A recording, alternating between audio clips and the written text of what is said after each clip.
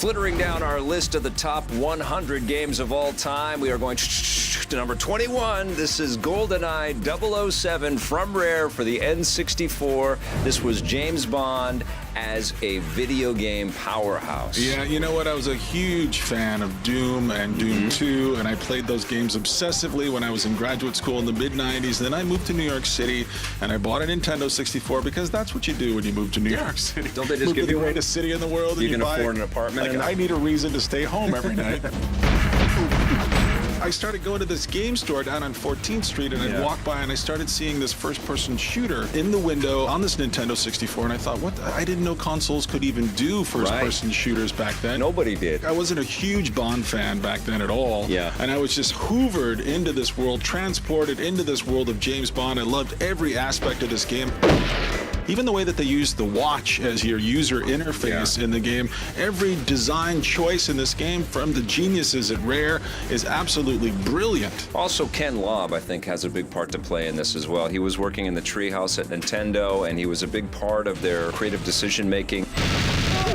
Obviously, a huge connection with Rare, so much so that they named the Klobb gun after him. But there were some incredible design choices in this sucker, like the ability to play through levels over and over again and try to beat scores and upgrade your character and unlock different sort of achievements built into the game. Felt like you were in these places. Yes. When you are going through the underground, underneath a dam or something, or you're going through one of these bases, you felt like you were really there. I mean, the game had a terrific sense of place. I mean, it looks ridiculous by today's standards. It's over 15 years old. It does. It doesn't run that great. But what it did do was provide a great deal of discovery and a lot of different layers to the game design. I mean, it wasn't run and gun and just try to blast everything. There were elements of stealth, there were sniping pieces, there were some acrobatic kind of elements built into this thing. And then, of course, it was the 4-player split-screen multiplayer, which kept us riveted to television sets with our buddies for a long, long time.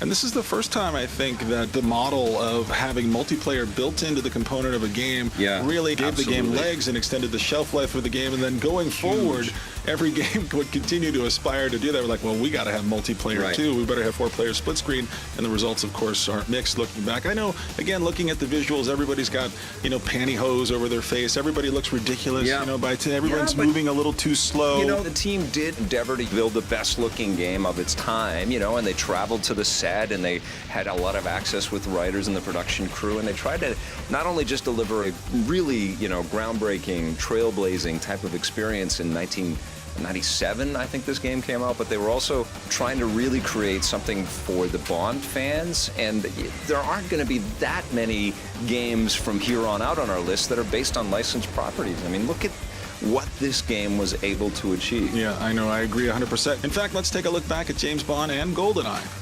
To me, GoldenEye is the best N64 game out. I put it above Mario, I put it above Wave Race. I mean, the texture maps, the graphics on this thing are excellent. Now, and I usually do not like the Doom Quakes. I don't go, bonkers for them like everyone else does. This game I did, the sound effects are just amazing. Of course, you got the whole Bond story and the characters there. It's so excellent. The missions are well thought out. The intros and little cut sequences are excellent. I would totally give a 9.4 to GoldenEye. Wow, that's absolutely. Awesome. Yeah, I love the game too. I think it's better than Turok, and I loved Turok. There's a lot more complexity in this game. The graphics are incredible. It's easy to see that the second-generation Nintendo 64 games have got some killer visual. And it's true to the genre. I think it's the best Bond game that's ever been produced. And the 4-player options are amazing. Really, really cool. I like the way you can take the gun and when you hit different ricochets, you hear the sound. And I mean, you can like ricochet the wall, go back, and the bullet holes will still be in there, or the wooden crates, and you get the different sounds and everything. It's excellent. And all the weapons. Yeah, I'd give it a 9.5. So congratulations, the man with the license to kill. You killed all of us with your incredible game, GoldenEye, number 21 of the best video games of all time.